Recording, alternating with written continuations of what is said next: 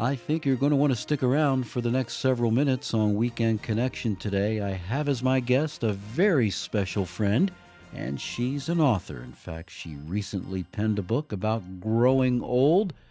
Yeah, I told you, I think you're going to want to stick around for today's guest. Her name is Frances Fuller. She's up next on Weekend Connection.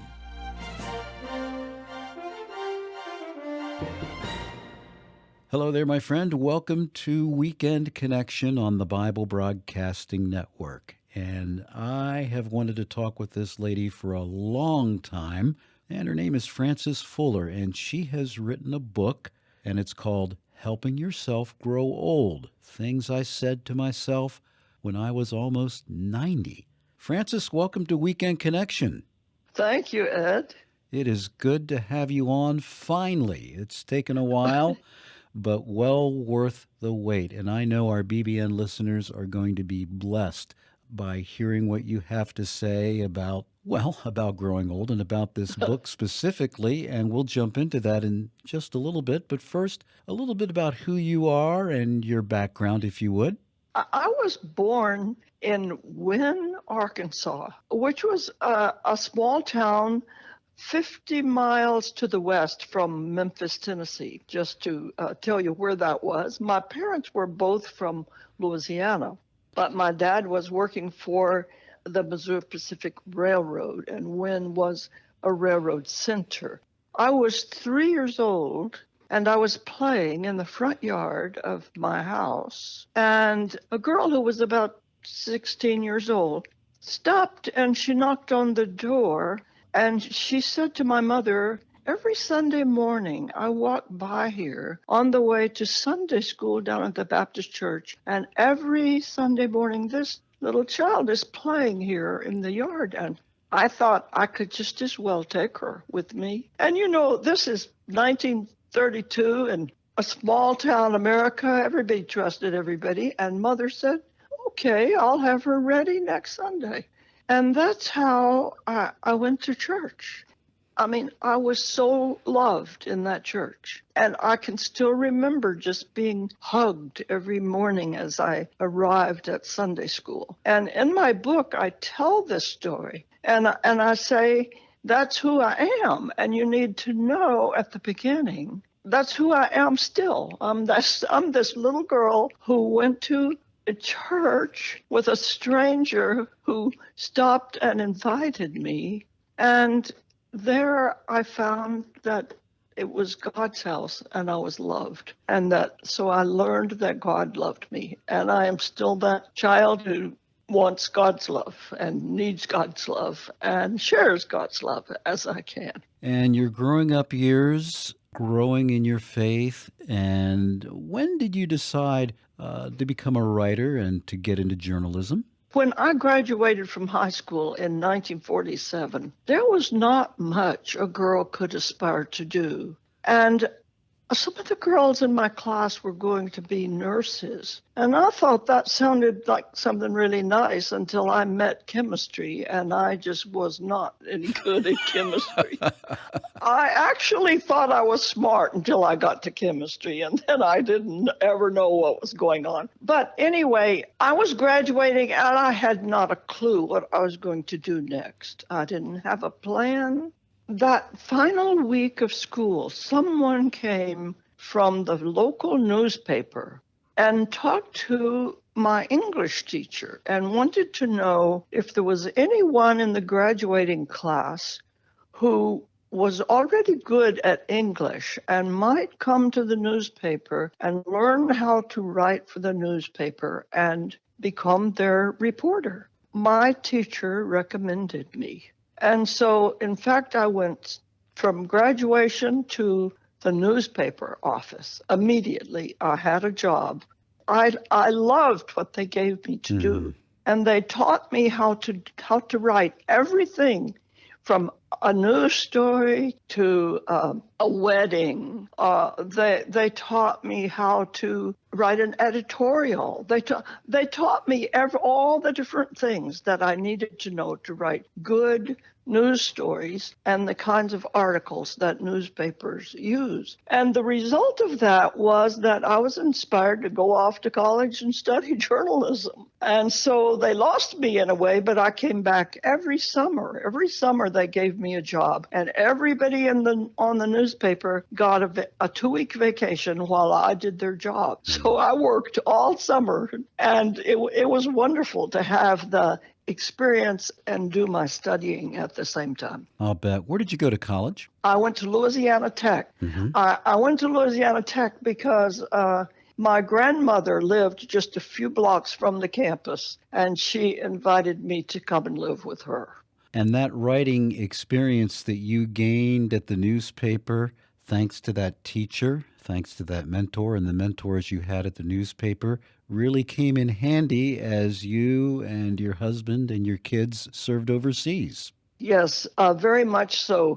When we arrived in Beirut, there was a small publishing ministry. It was not really a publishing house, but people had started, 2 women basically, had started creating little Sunday school materials. They were writing little lessons that they were sharing with the churches so that they could teach the children on Sunday mornings. From that, the publishing house actually developed. I was appointed to a committee that was to assist Virginia Cobb, who was running the publishing ministry. And though we were appointed to Jordan, we spent only 1 year in Lebanon. I went on to Jordan, and I did a lot of work for the publishing house from Jordan. I wrote things that they needed and asked me to write. And you and your family spent, what was it, 30 or more years serving in the Middle East?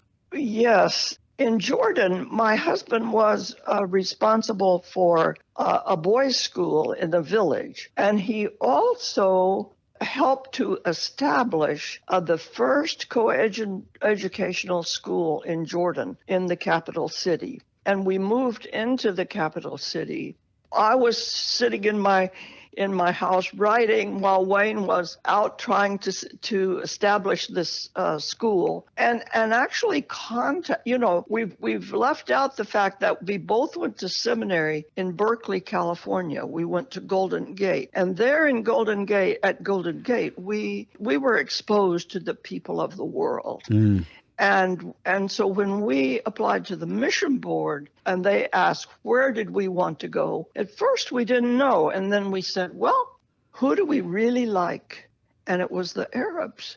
And that was a bit surprising to a lot of people, but they were the people with whom we just connected in Berkeley. That helped Wayne, especially when he was establishing the school, because it turned out that an Arab friend that we had made, he was a student at Cal, and Wayne had met him, and they had become friends. And Wayne discovered that this man was in the city planning department.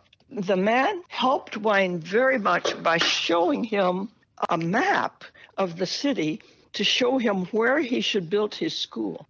I mean, that's just one example of how the friends from the Arab world whom we made in Berkeley we reconnected with them in the Middle East. At the start of this interview, I mentioned the name of your book that you have written recently. It's called Helping Yourself Grow Old, Things I Said to Myself When I Was Almost 90. Frances, when did you begin writing this book, and why did you write the book? It all began after my husband died, very soon after Wayne died. We had lived together for 63 years, and it was not as though we had not had separate lives. I mean, running the publishing house, I did a lot of traveling by myself, and Wayne often was alone and did traveling himself. We had our separate lives and our separate duties, but there were always 2 of us. And then suddenly, when I was alone, I was aware that I was old. I think that when there are two people, they compensate for one another. Mm. What one can't do, the other can do. Yes. And so you don't notice how as much that you're losing some of your capabilities. So a friend brought me a book. He brought me Atul Gawande's book, which is called On Being Mortal. And the books told a lot of the inevitabilities about getting old and what we can expect and what we even can't do anything about because it's just going to happen. And I began then to look for other books because I tend to look for books for answers to questions. I found lots of books, but they were all written by academics. You know, they were written by gerontologists and doctors and sociologists, all people who had never been old. And so what I realized what I really wanted was a memoir. I was really looking for a memoir. I wanted somebody who would tell me what their experience of getting old was.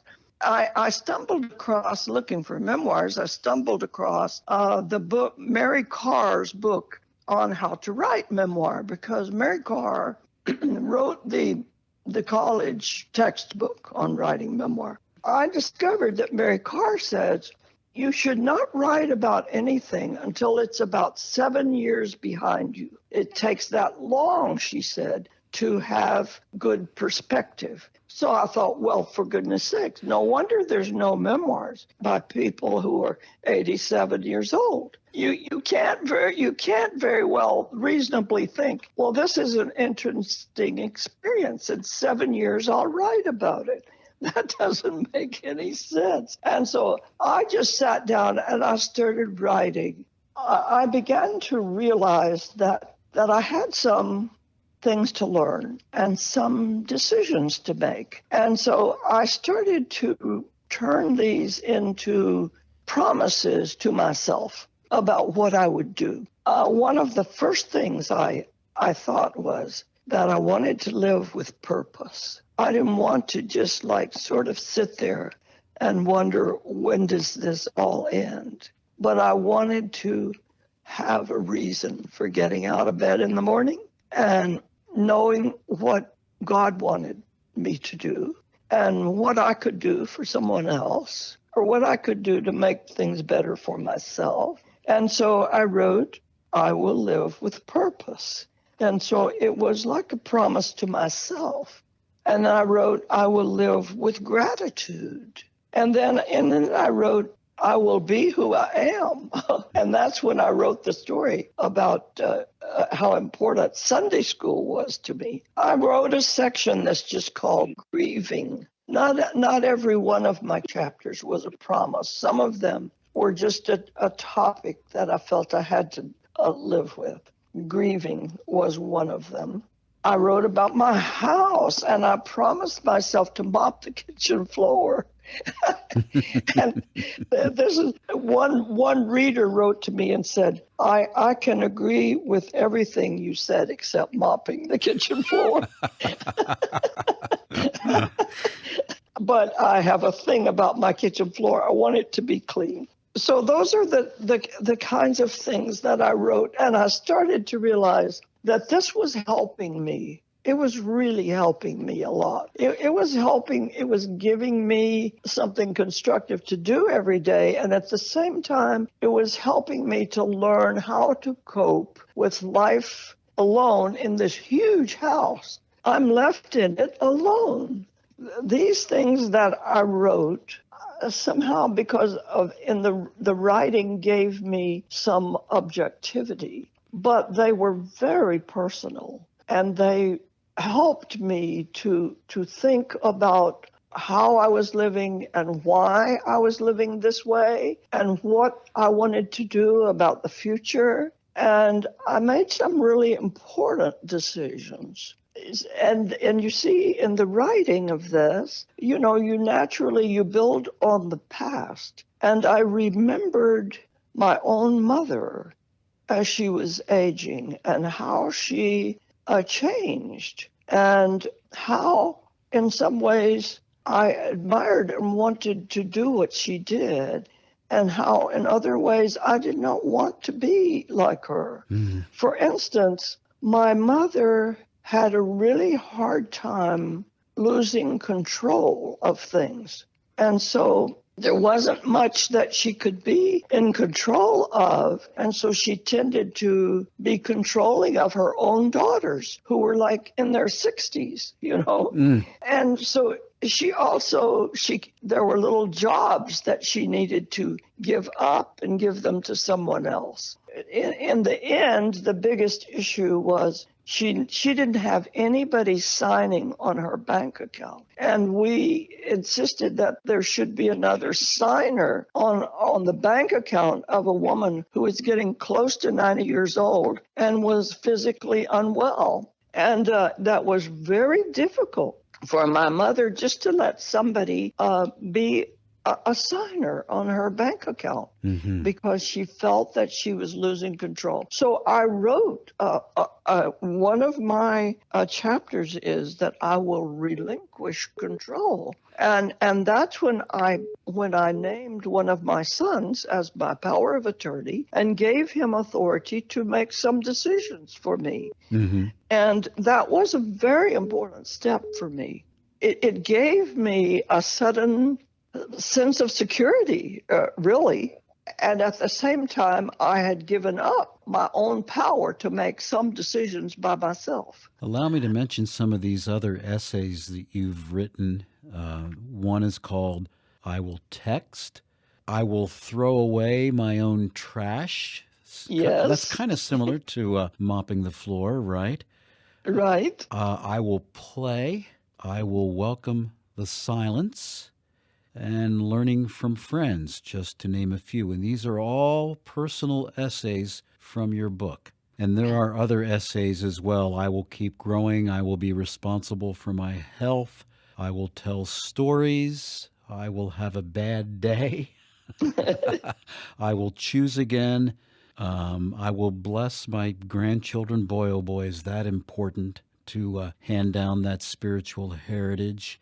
And one more I'm looking at here. I will trust God with the end. Francis, how can our BBN listeners get a hold of your book? And if they'd like to communicate with you, how can they reach you? People can get on my website, which is there are two names, but they both take you to the same place. The easiest one is Francis Fuller Author. It's www.com.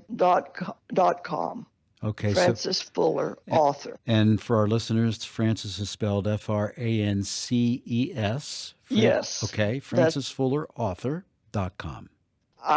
write a blog, which right now is dealing with how you make decisions related to retirement homes. If anyone is thinking about going to a retirement home, though I write about different aspects of aging from time to time and tell stories about people I have met where I am, other people who are elderly. My blog, if anyone wanted my blog, they could ask me for it.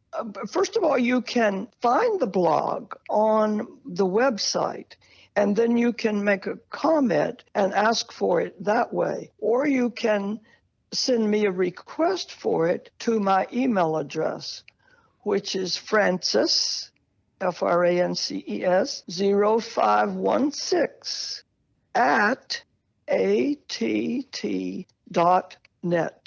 If you ask me to put you on my mailing list, I will be happy to do that and send you my blog. I only write about one a month, so I don't really fill up your email box.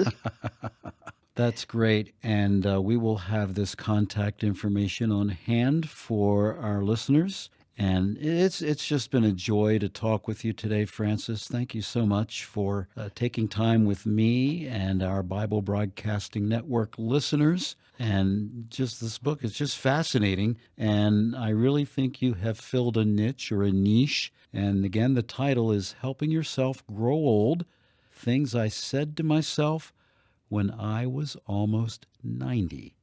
Francis Fuller, thank you so much for Thank joining you, me on Ed. Weekend Connection. Thanks so much. Thank you. I appreciate the opportunity.